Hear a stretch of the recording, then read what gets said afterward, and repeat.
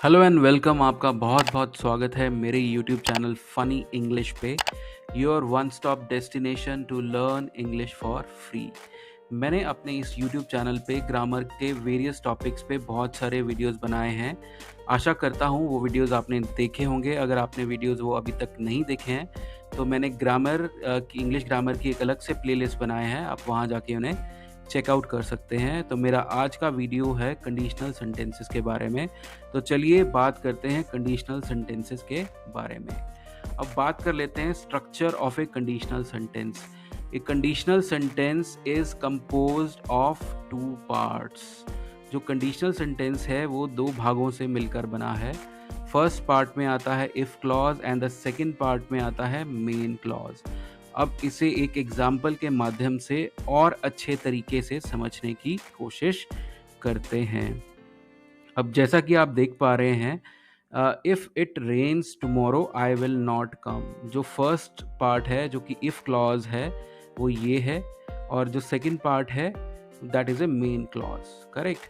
तो आपको समझ में आ गया होगा जो एक कंडीशनल सेंटेंसेस हैं उसके बेसिकली दो पार्ट्स होते हैं।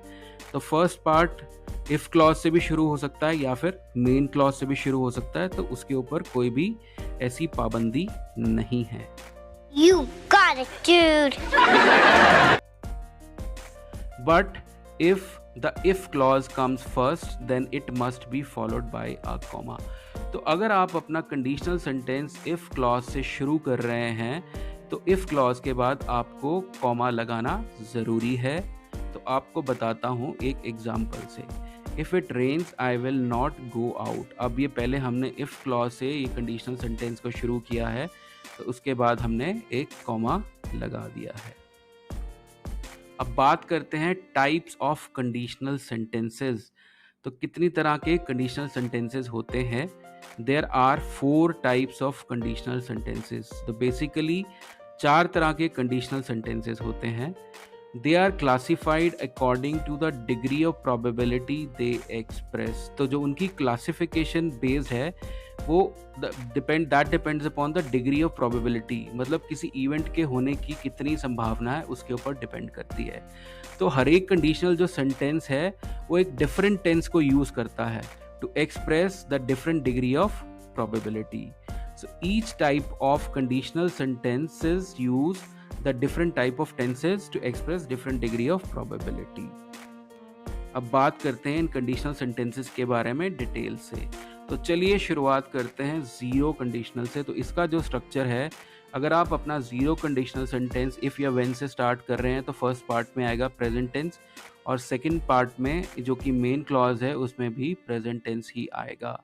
अब आपको और क्लैरिटी हो जाएगा इस एग्जाम्पल को देखने के बाद। Water boils if it reaches 100 degree Celsius. तो पानी कब बॉयल करने लगता है? जब उसका टेम्परेचर 100 डिग्री सेल्सियस पहुंच जाता है। अब ये जो सेंटेंस है हमने मेन क्लॉज से शुरू किया है, तो इसलिए हमने मेन क्लॉज के बाद कॉमा नहीं लगाया है। अब बात करते हैं फर्स्ट कंडीशनल के बारे में। अगर आप अपना फर्स्ट कंडीशनल इफ या अनलेस से शुरू कर रहे हैं तो फर्स्ट पार्ट में आएगा प्रेजेंट टेंस और सेकंड पार्ट में आएगा फ्यूचर टेंस। अब देखते हैं example. If I study I will not fail. तो फर्स्ट पार्ट में प्रेजेंट टेंस है और सेकंड पार्ट में फ्यूचर टेंस है। अब बात करते हैं सेकंड कंडीशनल के बारे में। अगर आप अपना सेकंड कंडीशनल इफ क्लॉज से शुरू कर रहे हैं तो फर्स्ट पार्ट में आएगा पास्ट टेंस और सेकंड पार्ट में आएगा वुड प्लस V1।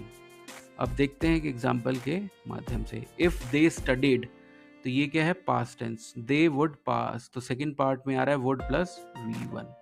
अब बात करते हैं थर्ड कंडीशनल के बारे में। अगर आपका थर्ड कंडीशनल भी इफ क्लॉज से शुरू हो रहा है तो फर्स्ट पार्ट में आएगा पास्ट परफेक्ट और सेकंड पार्ट में आएगा would have plus past participle. अब बात करते हैं एक और एग्जाम्पल की जो कि थर्ड कंडीशनल के बारे में हमें और अच्छे तरीके से समझाएगा। If I had studied I would have passed. अगर मैंने अच्छे से पढ़ाई की होती तो मैं पास हो जाता। अब बात करते हैं ज़ीरो कंडीशनल की डिटेल से। ज़ीरो कंडीशनल के जो दोनों पार्ट्स हैं उसमें प्रेजेंट टेंस का ही प्रयोग होगा। Means both the clauses are going to have present tense. अब एक एग्जांपल से मैं आपको समझाता हूँ. If you pour oil into water it floats. तो फर्स्ट पार्ट में भी आप देख रहे हैं प्रेजेंट टेंस है और सेकंड में भी प्रेजेंट टेंस है. तो जो ज़ीरो कंडीशनल का हम प्रयोग करते हैं फैक्ट्स को बताने के लिए करते हैं, चाहे वो जनरल फैक्ट्स हों या साइंटिफिक फैक्ट हों. अब आगे बढ़ते हैं, अब बात करते हैं फर्स्ट कंडीशनल के बारे में. तो जो इसका स्ट्रक्चर है, जो इफ़ क्लॉज है उसमें आएगा प्रेजेंट टेंस और जो मेन क्लॉज में आएगा फ्यूचर टेंस. अब आपको एक और एग्जांपल से समझाता हूँ. If it rains the match will be cancelled. तो फर्स्ट पार्ट में हमने प्रेजेंट टेंस का प्रयोग किया है और सेकंड पार्ट में हमने फ्यूचर का प्रयोग किया है. अब हम कहाँ कहाँ फर्स्ट कंडीशनल का प्रयोग कर सकते हैं? To speak about probable future event. तो जो भविष्य में होने वाली घटनाएं हैं उनकी क्या प्रोबेबिलिटी है या उनके होने के क्या चांसेस हैं उसको बताने के लिए.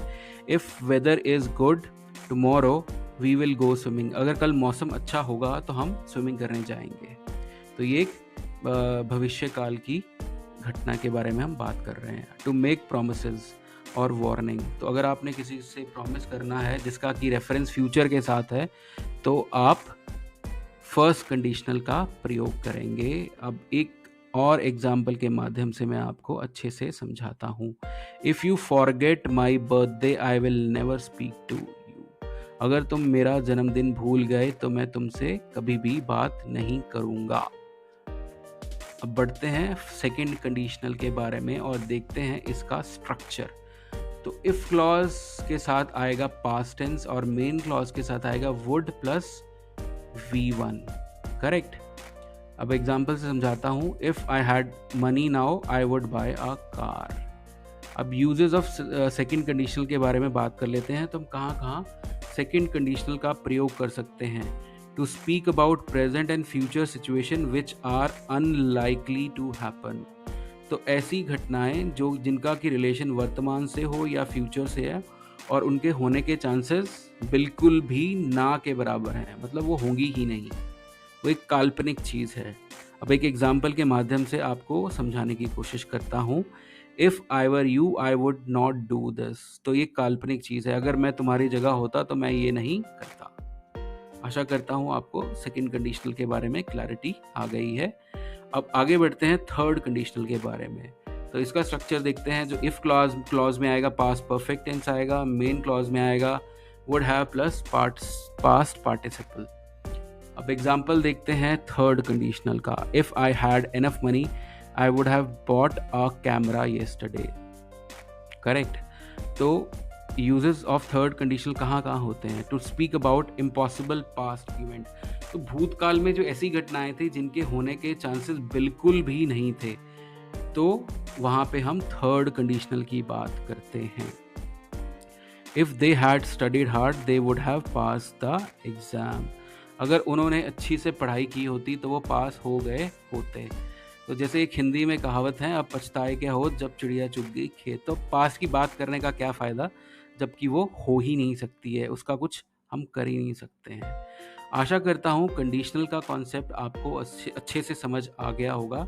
अगर फिर भी आपका कोई डाउट है तो आप कमेंट सेक्शन में कमेंट कर सकते हैं या फिर मेरा एक टेलीग्राम चैनल है जिसका कि लिंक मैं डिस्क्रिप्शन में डाल दूंगा. आप अपनी क्वेरी उस पर भी पोस्ट कर सकते हैं. धन्यवाद भाई. मज़ा आया और मैं ये जो मज़ा है हिंदुस्तान के हर व्यक्ति को देना चाहता हूँ.